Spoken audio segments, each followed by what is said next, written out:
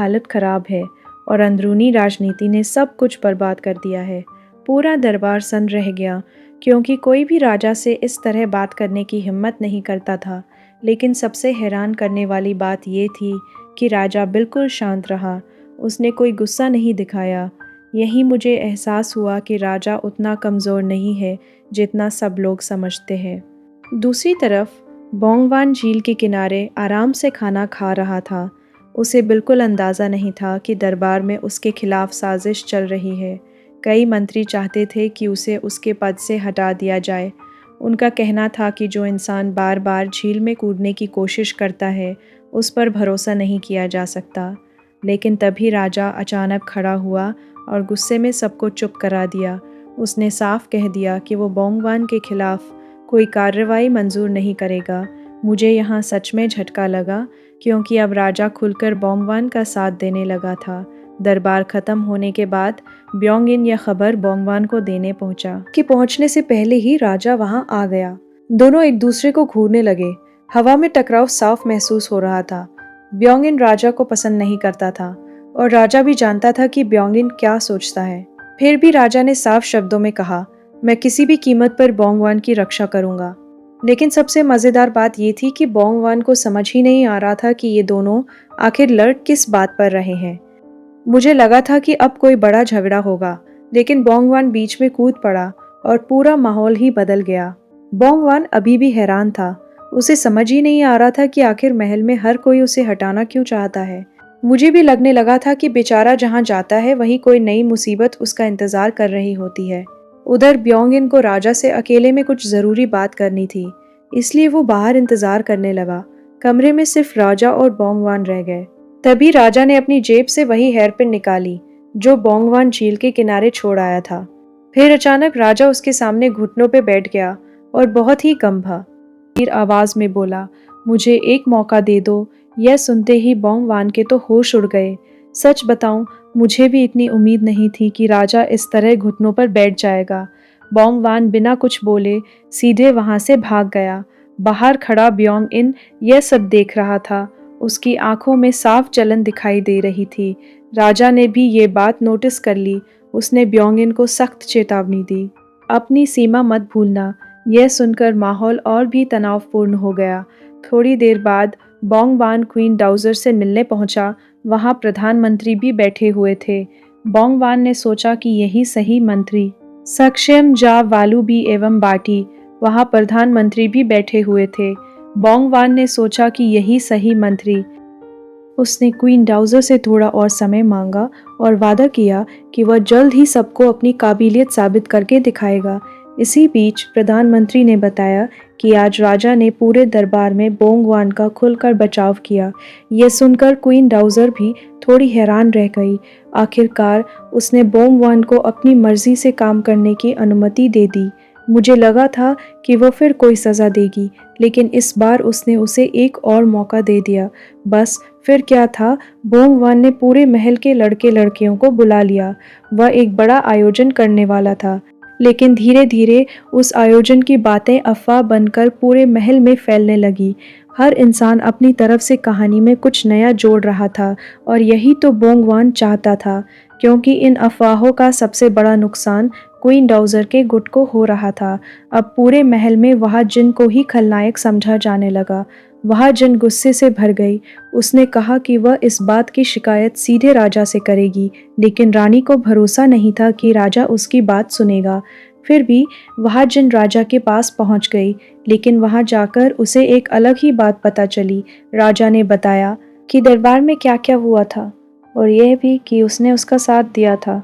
हुआ जिन को समझ आ गया कि राजा अब भी उसका साथ नहीं छोड़ना चाहता। हालांकि उनके बीच कभी पति पत्नी जैसा रिश्ता नहीं बना था। राजा ने उसकी भावनाएं समझी और उसे भरोसा दिलाया कि आज रात मैं तुमसे मिलने जरूर आऊँगा। मुझे लगा था कि अब दोनों करीब आ जाएंगे, लेकिन कहानी में ट्विस्ट अभी बाकी था। उधर हुआ जिन सीधे बोंगवान से मिलने पहुंची। नौकरों ने बताया कि बोंगवान को तेज़ जुकाम है, लेकिन जैसे ही उसने हुआ जिन को देखा वो अचानक बिल्कुल ठीक बनने लगा। ये देखकर मुझे तो हंसी आ गई। कमरे में सिर्फ दोनों रह गए। बोंगवान मुस्कुराते हुए उसके करीब आया, लेकिन हुआ जिन थोड़ा असहज महसूस करने लगी। बोंगवान ने मजाकिया अंदाज में याद दिलाया कि उसी ने उसकी जान बचाई थी। हुआजिन ने साफ कहा कि वो सिर्फ महल में फैल रही अफवाहों की वजह से आई है। दोनों अब बराबरी की स्थिति में थे। फिर हुआजिन ने एक ऐसी बात कही जिससे बोंगवान का चेहरा उतर गया। उसने कहा, आज रात मैं राजा के साथ रहूंगी। ये सुनकर बोंगवान मायूस हो गया। सच कहो, मुझे तो जिन सच में पसंद आने लगी है। हुआजिन हल्की सी मुस्कान के साथ वहां से चली गई। उधर रात में ब्योंगिन ने 2 बड़े अधिकारियों को गुप्त बैठक के लिए बुलाया। तीनों के बीच पहले जोरदार बहस हुई, लेकिन फिर ब्योंगिन ने गुस्से में अपनी चॉपस्टिक फेंक दी। डर के मारे अधिकारी वापस बैठ गए। तब ब्योंगिन ने अपना असली प्लान बताया। वह एक खास चिट्ठी के बदले बोंगवान को पद से हटाने वाली याचिका हासिल करना चाहता था। बड़ा फायदा देखकर दोनों अधिकारी उसकी बात मान गए। उधर राजा के सबसे भरोसेमंद सैनिक ने भी राजा से सवाल किया। उसने पूछा, जब बोंगवान को हटाने का इतना अच्छा मौका है तो आप रुक क्यों रहे हैं? राजा ने शांत होकर जवाब दिया, उसने मेरी जान बचाई थी, इसलिए मैं उसका एहसान मानता हूँ। लेकिन सैनिक ने फिर पूछा, अगर वे कभी आपका साथ छोड़ दे? तब राजा ने बिना सोचे जवाब दिया, अगर वो मेरे खिलाफ गई तो उसे सज़ा भी मैं ही दूंगा। यही मुझे समझ आया कि राजा अब दिल और फर्ज के बीच फंस चुका है। दूसरी तरफ बोंगवान रसोई में बैठा सिलाई कर रहा था। उसने महल के अंदर ही अपनी एक छोटी सी दुकान खोलने का फैसला कर लिया था। राजा ने उसे बधाई देने के लिए एक चिट्ठी भी भेजी, लेकिन बोंगवान ने वो चिट्ठी पढ़ते ही सीधे आग में फेंक दी। तभी उसके दिमाग में एक नया आइडिया आया, लेकिन उसे बिल्कुल भी अंदाज़ा नहीं था कि उसी समय क्वीन डाउजर ने महल में एक तांत्रिक को बुला लिया है। तांत्रिक ने एक विशेष अनुष्ठान किया। कुछ देर बाद उसने आंखें खोली और कहा, इस राजकुमारी के शरीर में उसकी असली आत्मा नहीं है। और फिर उसने जिस नाम का खुलासा किया, उसे सुनकर सबके पैरों तले ज़मीन खिसक गई। इस शरीर के अंदर कोई और है और उसका नाम है बोंगवान। मुझे लगा था कि उसका राज अभी बहुत दिनों तक छिपा रहेगा, लेकिन अब लगता है कि उसकी सबसे बड़ी मुश्किल शुरू होने वाली है। बोंगवान अभी भी हैरान था। उसे समझ ही नहीं आ रहा था कि आखिर महल में हर कोई उसे हटाना क्यों चाहता है।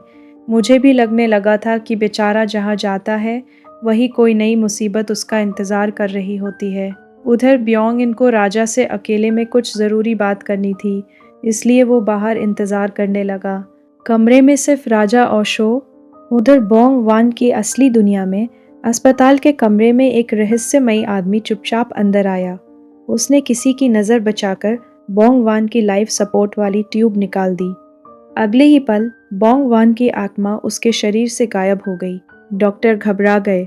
वे उसे बचाने की पूरी कोशिश कर रहे थे, लेकिन उसके शरीर में जिंदगी का कोई निशान नहीं बचा था। मुझे लगा था कि अब बोंगवान वापस अपनी दुनिया में बच जाएगा, लेकिन यहाँ तो एक और बड़ा खेल चल रहा था। उधर दूसरी दुनिया में राजा हो जिनसे मिलने जा रहा था। तभी उसने एक नौकर को घबराकर राजवैद्य को बुलाते देखा। राजा ने तुरंत पूछा कि क्या हुआ है। जब उसे पता चला कि बोंगवान अचानक बेहोश हो गया है, तो वो बिना देर किए रसोई की तरफ दौड़ पड़ा। वहां पहुंचकर उसने बोंगवान को जमीन पर बेहोश पड़ा देखा। राजा गुस्से में सब पर बरस पड़ा। उसने पूछा, आखिर हुआ क्या है? नौकरों ने अंदाजा लगाया कि शायद उसे जहर दिया गया है, लेकिन रसोइयों ने बताया कि उसने तो कुछ खाया ही नहीं था। किसी को कुछ समझ नहीं आ रहा था। तभी राजवैद्य पहुंचा। उसने बोंगवान की नब्ज देखी और उसका चेहरा उतर गया। उसने कहा, ये किसी जीवित इंसान की नब्ज नहीं है। बोंगवान की आंखें भी पूरी सफ़ेद हो चुकी थी। राजवैद्य ने साफ कह दिया कि उसकी हालत बेहद नाजुक है, वह किसी भी पल मर सकता है। मुझे यहाँ सच में डर लगने लगा था कि कहीं कहानी यही खत्म न हो जाए। राजा ने गुस्से में आदेश दिया, किसी भी कीमत पर इसे बचाओ। राजवैद्य तुरंत इलाज में जुट गया और राजा खुद बोंगवान को उठाकर महल ले गया, लेकिन उसे बिल्कुल नहीं पता था कि ये सब पहले से रची गई साजिश थी।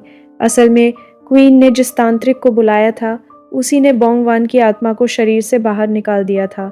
उसका मकसद था बोंगवान की आत्मा को हमेशा के लिए खत्म कर देना।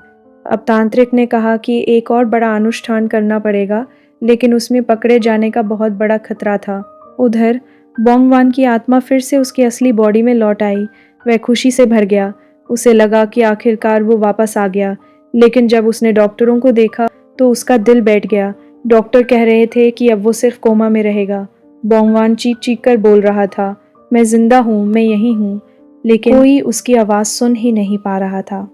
मुझे लगा था कि अब सब ठीक हो जाएगा, लेकिन बेचारा अपनी ही दुनिया में फंस गया। कुछ देर बाद 2 पुलिस वाले उससे मिलने आए। उन्हें भी उसकी आवाज़ सुनाई नहीं दी, लेकिन उनकी बातचीत से बोंगवान को एक नई बात पता चली। राष्ट्रपति का सचिव कुछ बहुत बड़ा षड्यंत्र रच रहा था। वह और सुन पाता उससे पहले ही एक रहस्यमयी शक्ति ने उसे वापस दूसरी दुनिया में खींच लिया। असल में राजवैद्य ने एक्यूपंक्चर करके उसकी आत्मा को फिर जगा दिया था। जैसे ही बोंगवान की आंख खुली, वह गुस्से में राजवैद्य का गला पकड़ बैठा, लेकिन तभी उसकी नज़र राजा पर पड़ी। वह हैरान रह गया, फिर थककर दोबारा गहरी नींद में चला गया। राजवैद्य ने बताया कि फिलहाल उसका खतरा टल गया है। ये देखकर वाह जिन फिर से नाराज हो गई, क्योंकि राजा पूरा समय बोंगवान के पास ही था। अब वाह जिन ने फैसला कर लिया, वह खुद बोंगवान को हमेशा के लिए रास्ते से हटाएगी। उधर राजा पूरी रात बोंगवान के पास बैठा रहा। वह खुद अपने पुराने व्यवहार को याद करके पछता रहा था। मुझे पहली बार लगा कि राजा अब सच में बोंगवान की परवाह करने। और प्रधानमंत्री तब भी पहुंच गई। उन्हें समझते देर नहीं लगी कि इसके पीछे कौन है। सारा शक सीधे क्वीन पर गया। दूसरी तरफ क्वीन ने हवा जिन को भी अपने साथ मिला लिया। दोनों ने मिलकर एक और खतरनाक अनुष्ठान शुरू किया। उनका लक्ष्य था बोंगवान की आत्मा को हमेशा के लिए मिटा देना। लेकिन इस बार ग्रैंड प्रिंसेस भी चुप नहीं बैठी। उसने ब्योंगिन को सैनिकों के साथ क्वीन के महल पर छापा मारने भेज दिया। दरवाज़ा तोड़कर सभी अंदर घुस गए। क्वीन घबरा गई। उसने कहा कि वो तो सिर्फ शांति के लिए पूजा कर रही थी, लेकिन तभी तांत्रिक के सारे ताबीज सबके सामने रख दिए गए। अब झूठ छिपाना मुश्किल था। ग्रैंड प्रिंसेस ने सैनिकों को आदेश दिया कि तांत्रिक पर तलवार तान दो। डर के मारे तांत्रिक कांपने लगा। उसने कहा कि वो श्राप हटाने का अनुष्ठान करेगा, लेकिन तभी खबर आई कि बोंगवान को होश आ गया है। तांत्रिक के चेहरे का रंग उड़ गया। मुझे लगा था कि अब उसका झूठ पकड़ा जाएगा, और वही हुआ। ग्रैंड प्रिंसेस गुस्से से चिल्लाई। उसे समझ आ गया कि यह सब धोखा था। इसी दौरान